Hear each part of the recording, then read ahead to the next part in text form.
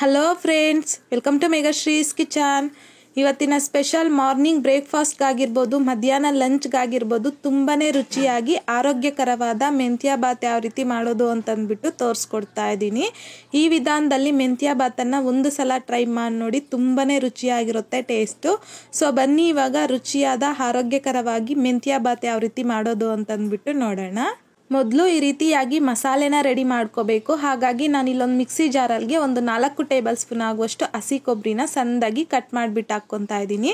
1 inch ಆಗುವಷ್ಟು ಶುಂಠಿನ ಸಹ ಸಣ್ಣದಾಗಿ ಕಟ್ ಮಾಡಿಬಿಟ್ಟು ಹಾಕ್ಕೊತಾ ಇದ್ದೀನಿ. ಒಂದು ಬೆಳ್ಳುಳ್ಳಿನ ಮೇಲ್ಗಡೆ ಸಿಪ್ಪೆ ತೆಗೆದುಬಿಟ್ಟು ಹಾಕ್ಕೊತಾ ಇದ್ದೀನಿ. ಖಾರಕ್ಕೆ ತಕ್ಕಷ್ಟು ಒಂದು 5 ರಿಂದ 6 ಹಸಿಮೆಣಸಿನ್ಕಾಯಿನ ಸಹ ಹಾಕ್ಕೊತಾ ಇದ್ದೀನಿ. ಹಾಗೆಯೇ ಸ್ವಲ್ಪ ಪುದೀನ, ಕೊತ್ತಂಬರಿನ ಸಹ ಹಾಕ್ಕೊಂಡು ಸ್ವಲ್ಪ ನೀರನ್ನು ಸೇರಿಸ್ಕೊಂಡು ಸ್ಮೂತಾಗಿ ಪೇಸ್ಟ್ ಮಾಡ್ಕೊಂಡು ತಗೋಬೇಕು. ಸೊ ಈ ರೀತಿಯಾಗಿ ಮಸಾಲೆನ ಸ್ಮೂತಾಗಿ ಪೇಸ್ಟ್ ಮಾಡ್ಕೊಂಡಿದ್ದಾದಮೇಲೆ ಇದನ್ನು ಪಕ್ಕಕ್ಕೆ ಇಟ್ಕೊಂಡು ನಾನಿಲ್ಲಿ ಕುಕ್ಕರಲ್ಲಿಗೆ ಒಂದು 4 ಟೇಬಲ್ ಸ್ಪೂನ್ ಆಗುವಷ್ಟು ಎಣ್ಣೆ ಹಾಕ್ಕೊತಾ ಇದ್ದೀನಿ. ಎಣ್ಣೆ ಬಿಸಿ ಆಗಿದ್ದಾದಮೇಲೆ ಒಂದು 10 ರಿಂದ 15 ಮೆಣಸ್ಕಾಳು ಹಾಕ್ಕೊತಾ ಇದ್ದೀನಿ. ಒಂದು 1/4 ಟೀ ಸ್ಪೂನ್ ಆಗುವಷ್ಟು ಸಾಜೀರ, 1/4 ಟೀ ಸ್ಪೂನ್ ಸೋಂಪು, ಒಂದು ಮರಾಠಿ ಮೊಗ್ಗು, ಹಾಗೆಯೇ ಸ್ವಲ್ಪ ಸ್ಟೋನ್ ಫ್ಲವರು, ಒಂದು 1/4 ಟೀ ಸ್ಪೂನ್ ಆಗುವಷ್ಟು ಕಸೂರಿ ಮೇಥಿ, ಒಂದು ಸ್ಟಾರ್ ಫ್ಲವರು, 3 ಏಲಕ್ಕಿ, ಒಂದು 4 ರಿಂದ 5 ಲವಂಗ, 1 ಇಂಚ್ ಆಗುವಷ್ಟು ಚಕ್ಕೆ, ಒಂದು ಚಿಕ್ಕ ಸೈಜಲ್ಲಿರುವಂಥ ಬಿರಿಯಾನಿ ಎಲೆ ಹಾಕ್ಕೊತಾ ಇದ್ದೀನಿ. ಒಂದು ದೊಡ್ಡ ಸೈಜಲ್ಲಿರುವಂಥ ಈರುಳ್ಳಿನ ಸಹ ಸಣ್ಣದಾಗಿ ಉದ್ದವಾಗಿ ಕಟ್ ಮಾಡಿಬಿಟ್ಟು ಹಾಕ್ಕೊತಾ ಇದ್ದೀನಿ. ಹಾಕ್ಕೊಂಡಿದ್ದಾದಮೇಲೆ ಮಿಕ್ಸ್ ಮಾಡ್ಕೊತಾ ಮೀಡಿಯಂ ಫ್ಲೇಮ್ನಲ್ಲಿ ಈರುಳ್ಳಿ ಈ ರೀತಿ ಗೋಲ್ಡನ್ ಕಲರ್ ಬರೋವರೆಗೂ ಫ್ರೈ ಮಾಡ್ಕೋಬೇಕು. ಫ್ರೈ ಮಾಡ್ಕೊಂಡಿದ್ದಾದಮೇಲೆ 2 ಮೀಡಿಯಂ ಸೈಜಲ್ಲಿರುವಂಥ ಟೊಮೊಟೊನ ಸಹ ಸಣ್ಣದಾಗಿ ಕಟ್ ಮಾಡಿಬಿಟ್ಟು ಹಾಕ್ಕೊತಾ ಇದ್ದೀನಿ. ಹಾಕ್ಕೊಂಡಿದ್ದಾದಮೇಲೆ ಮಿಕ್ಸ್ ಮಾಡ್ಕೊತಾ ಮೀಡಿಯಂ ಫ್ಲೇಮ್ನಲ್ಲಿ ಟೊಮೊಟೊ ಸಾಫ್ಟ್ ಆಗೋವರೆಗೂ ಸ್ವಲ್ಪ ಫ್ರೈ ಮಾಡ್ಕೋಬೇಕು.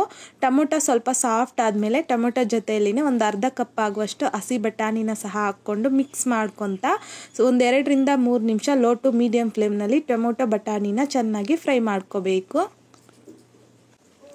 ಈ ರೀತಿಯಾಗಿ ಟೊಮೊಟೊ ಸಾಫ್ಟ್ ಆಗೋವರೆಗೂ ಫ್ರೈ ಮಾಡ್ಕೊಂಡಿದ್ದಾದಮೇಲೆ ಇದ್ರಲ್ಗೆ ನಾವು ಮಸಾಲೆನ ಪೇಸ್ಟ್ ಮಾಡ್ಕೊಂಡು ತಗೊಂಡಿದ್ರಲ್ವಾ, ಸೊ ಆ ಮಸಾಲ ಪೇಸ್ಟನ್ನು ಹಾಕ್ಕೊಂಡು ಈ ರೀತಿಯಾಗಿ ಮಿಕ್ಸ್ ಮಾಡ್ಕೊತಾ ಒಂದು 2 ರಿಂದ 3 ನಿಮಿಷ ಲೋ ಫ್ಲೇಮ್ನಲ್ಲಿ ಚೆನ್ನಾಗಿ ಫ್ರೈ ಮಾಡ್ಕೋಬೇಕು. ನೋಡಿ, ಈ ರೀತಿಯಾಗಿ ಮಸಾಲೆನ ಚೆನ್ನಾಗಿ ಫ್ರೈ ಮಾಡ್ಕೋಬೇಕು. ಆವಾಗಲೇ ನಮಗೆ ಮೆಂತ್ಯ ಬಾತ್ ಅನ್ನೋದು ಟೇಸ್ಟ್ ತುಂಬ ಚೆನ್ನಾಗಿ ಬರುತ್ತೆ.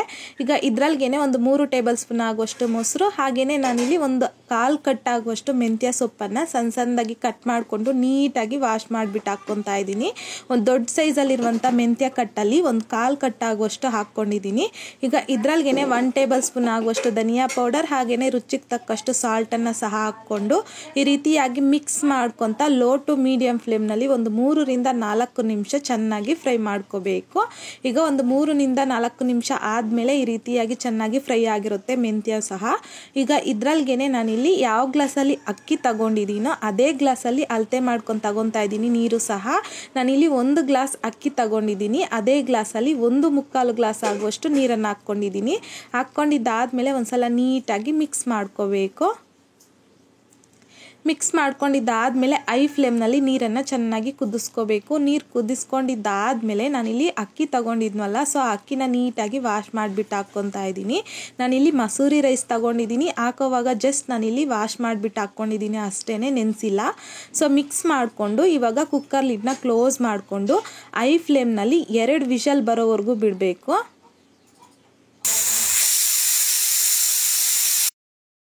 ಈ ರೀತಿಯಾಗಿ 2 ವಿಷಲ್ ಬಂದಾದಮೇಲೆ ವಿಷಲ್ ಪೂರ್ತಿಯಾಗಿ ತಣ್ಣಗಾಗೋಟ್ಬಿಟ್ಟು ಇವಾಗ ಕುಕ್ಕರ್ ಲಿಡ್ನ ಓಪನ್ ಮಾಡ್ಕೊತಾ ಇದ್ದೀನಿ.